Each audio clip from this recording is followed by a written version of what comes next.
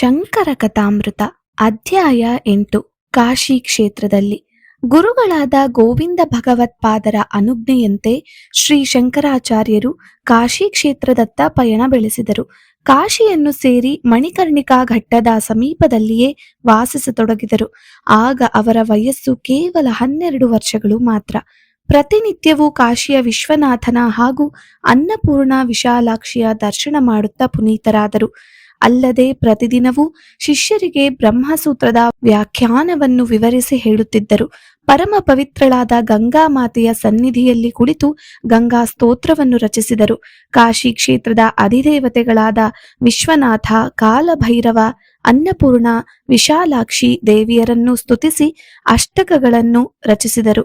ಒಂದು ದಿನ ಆಚಾರ್ಯರು ವಿಶ್ವೇಶ್ವರನ ದರ್ಶನಕ್ಕೆಂದು ಹೊರಟಿದ್ದರು. ಮಾರ್ಗ ಮಧ್ಯದಲ್ಲಿ ವೃದ್ಧ ಬ್ರಾಹ್ಮಣನೊಬ್ಬನು ಸಂಸ್ಕೃತ ವ್ಯಾಕರಣವನ್ನು ಕಲಿಯಲುದ್ದೇಶಿಸಿ ಡುಕೃನ್ಯ ಕರುಣೆ ಎಂಬ ಸಂಸ್ಕೃತ ಧಾತು ರೂಪವನ್ನು ಅಧ್ಯಯನ ಮಾಡುತ್ತಿದ್ದನು. ಆ ಮುದುಕನನ್ನು ಕಂಡು ಆಚಾರ್ಯರಿಗೆ ಮರುಕ ಉಂಟಾಯಿತು. ಇಂದೋ ನಾಳೆಯೋ ಸಾಯುವಂತಿರುವ ಈ ಮುದುಕನಿಗೆ ವ್ಯಾಕರಣದಿಂದ ಏನಾಗಬೇಕಾಗಿದೆ? ಆತ್ಮೋದ್ಧಾರವನ್ನು ಕುರಿತು ಇವನಿಗೆ ಚಿಂತೆಯೇ ಇಲ್ಲವಲ್ಲ ಎಂದು ವಿಷಾದಿಸಿ ಅವನಿಗೆ ಜ್ಞಾನೋಪದೇಶ ನೀಡಿದರು. ಆ ಉಪದೇಶವೇ ಮೋಹ ಮುದ್ಗರ, ಅಂದರೆ ಮೋಹವನ್ನು ಹೋಗಲಾಡಿಸುವಂಥದ್ದು. ಇಂದಿಗೂ ಜಗತ್ಪ್ರಖ್ಯಾತವಾಗಿರುವ ಭಜಗೋವಿಂದ ಸ್ತೋತ್ರ. ಕಾಶಿಯಲ್ಲಿ ದಕ್ಷಿಣ ದೇಶದ ಬ್ರಾಹ್ಮಣನೊಬ್ಬನು ನೆಲೆಸಿದ್ದನು. ಅಸಾಧಾರಣ ವಿದ್ವತ್ತು ಆತನಲ್ಲಿ ಮನೆ ಮಾಡಿತ್ತು. ವಿದ್ಯೆಗೆ ತಕ್ಕಂತೆ ವಿನಯವು ಆತನಲ್ಲಿ ನೆಲೆಸಿದ್ದಿತು. ಆಚಾರ್ಯರು ದಕ್ಷಿಣ ದೇಶದಿಂದ ಬಂದವರೆಂಬುದನ್ನು ತಿಳಿದು ಅವರನ್ನು ಸಂದರ್ಶಿಸಲು ಆತನೂ ಬಂದನು. ಆತನ ಸದ್ಗುಣಗಳು ಆಚಾರ್ಯರಿಗೆ ಮೆಚ್ಚುಗೆಯಾದವು.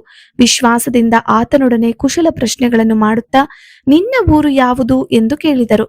ಪರಬ್ರಹ್ಮವೇ ನನ್ನ ಊರು ಎಂದಾತ ಉತ್ತರವಿತ್ತು ತನ್ನನ್ನು ಶಿಷ್ಯನನ್ನಾಗಿ ಪರಿಗಣಿಸಬೇಕೆಂದು ಆಚಾರ್ಯರಲ್ಲಿ ಬೇಡಿಕೊಂಡನು. ಆತನಿತ್ತ ದ್ವಂದ್ವಾರ್ಥದ ಉತ್ತರದಿಂದ ಆಚಾರ್ಯರು ಸಂತುಷ್ಟರಾಗಿ ಆತನನ್ನು ಶಿಷ್ಯನನ್ನಾಗಿ ಪರಿಗಣಿಸಿದರು. ಸನಂದನನೆಂದು ಹೆಸರಿತ್ತು ಪ್ರಥಮ ಶಿಷ್ಯನನ್ನಾಗಿ ಸ್ವೀಕರಿಸಿದರು. ಆ ಸನಂದನಲ್ಲದೆ ಕಾಶಿ ಕ್ಷೇತ್ರದಲ್ಲಿ ಇನ್ನೂ ಹಲವಾರು ಮಂದಿ ಆಚಾರ್ಯರಿಗೆ ಶಿಷ್ಯರಾದರು. ಒಂದು ದಿನ ಮಧ್ಯಾಹ್ನದ ವೇಳೆಯಲ್ಲಿ ಆಚಾರ್ಯರು ತಮ್ಮ ಶಿಷ್ಯರೊಂದಿಗೆ ಮಧ್ಯಾಹ್ನದ ಆಹ್ನಿಕಕ್ಕೆಂದೇ ಗಂಗಾ ನದಿಯ ಕಡೆ ಹೊರಟಿದ್ದರು. ಮಾರ್ಗ ಮಧ್ಯದಲ್ಲಿ 4 ನಾಯಿಗಳೊಡನೆ ಒಬ್ಬ ಚಂಡಾಲನು ನಿಂತಿದ್ದನು. ಅವನನ್ನು ಕಂಡೊಡನೆ ಆಚಾರ್ಯರು ದೂರ ಹೋಗೆಂದು ಅವನಿಗೆ ಹೇಳಿದರು.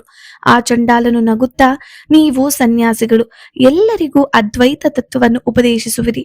ದೂರ ಹೋಗಬೇಕಾದವನು ಯಾರು? ಒಂದು ದೇಹವು ಮತ್ತೊಂದು ದೇಹದಿಂದ ದೂರ ಹೋಗಬೇಕೇ? ಒಂದು ಆತ್ಮವು ಮತ್ತೊಂದರಿಂದ ದೂರ ಹೋಗಬೇಕೇ ಎಂದು ಕೇಳಿದನು. ಚಂಡಾಲನ ಮಾತುಗಳನ್ನು ಕೇಳಿ ಆಚಾರ್ಯರು ಆಶ್ಚರ್ಯಚಕಿತರಾದರು. ಏನುತ್ತರ ಕೊಡಬೇಕೆಂಬುದು ಆಗ ಥಟ್ಟನೆ ಹೊಳೆಯಲಿಲ್ಲ.